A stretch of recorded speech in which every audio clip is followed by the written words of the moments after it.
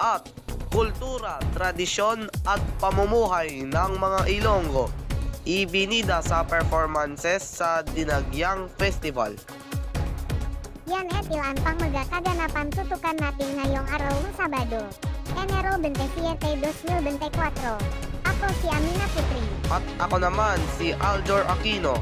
Simulan natin ang 30 minutong balitaan dito sa Journal Weekend.